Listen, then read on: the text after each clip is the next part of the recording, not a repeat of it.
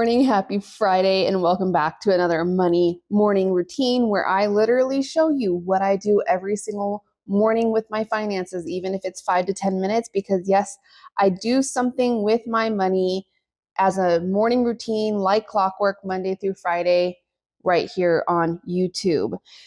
Keep in mind also, this is my real life. These are my real numbers. And I show this because I'm hoping that not the numbers themselves help you, but the process and method and steps that I take help you in your own life with those same processes.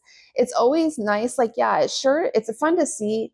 It's fun to see someone's end result. But I think the best part is seeing the process and what was going through their mind, making those decisions on how to get there. So that's what this is all about.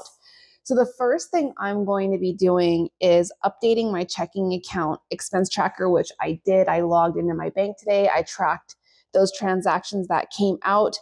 So a couple of food purchases, and that only happened because I went for a run and only took my debit card. I did not take any of my cash envelopes with me.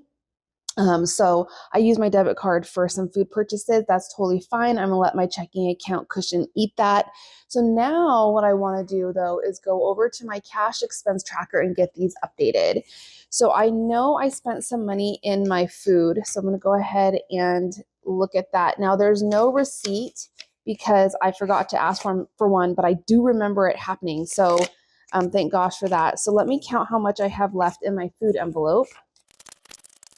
So $6.96. I know you saw those $5 bills, but let's write that down. $6.96. $25 is what I spent yesterday, and I went to Jimmy John's. I've been liking Jimmy John's lately. Too much, actually. Okay, so $25. Let's go ahead and write down also. I want to use these fives for my $5 challenge. So 5, 10, 15. So 15 minus 15 for my $5 challenge. So today's 6. Oh, that was 6.5. Actually, I went to Jimmy John's. That was yesterday. 6.6 is today. $5 challenge minus 15. Okay, so that leaves me $6.81. So I'm going to put these inside of my $5 challenge jar, and I'm going to stuff my food envelope back with this cash because that's fully updated. So now I have $6.81 to spend on food.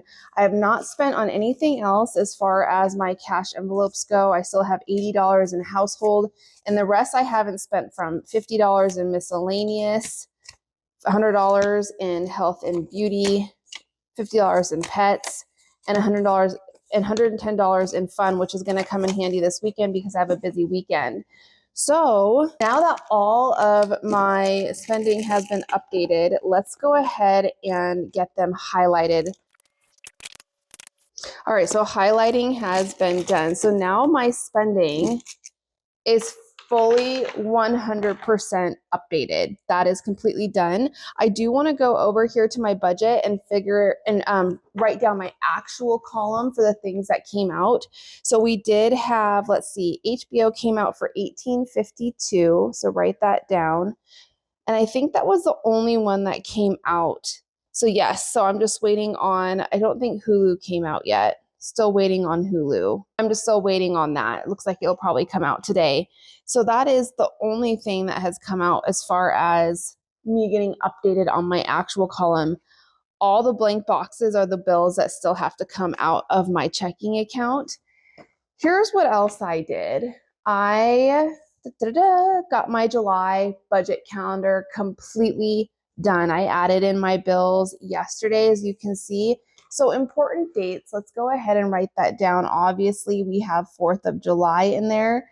Now, when I'm looking at my budget for July and I'm thinking about that, I think what I'll actually do is I will go ahead and just cash flow that from that check, or I'll use my check. We don't usually spend a lot on 4th of July because of little baby Dante. We usually end up just staying home and doing a barbecue here.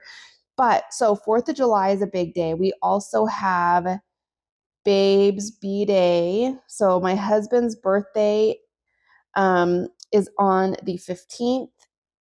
And then we also have my son Dante's birthday, and he's turning 2, and that's on the 28th of July. we're also celebrating and doing parties for those. My husband's on the 19th. Dante, we're doing on the 26th. Also, fun fact for you, Women's Equality Day, I believe that's happening on the 26th. Yes, and we have baseball going on. I start my first round of physical therapy for my pelvic floor.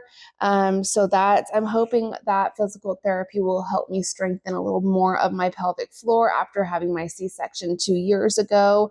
I've done pretty well strengthening on my own, but I would like a professional's help with that. So I am going to be doing that. And then my bills. So now I am fully ready to go ahead and start my July budget paycheck. So July, write that down, 07/01/2025. I can't believe I'm already planning for July. That's crazy. Also, starting in July, we're not going to be doing Chris's birthday sinking fund or James's birthday sinking fund. And I'm pretty sure in July, I should be really close to hitting Dante's as well. I probably in July won't contribute to Dante's. I'm going to write that down. So Dante's. So all of my birthday sinking funds are done for the year, which is awesome because that eats up quite a bit of my cash flow.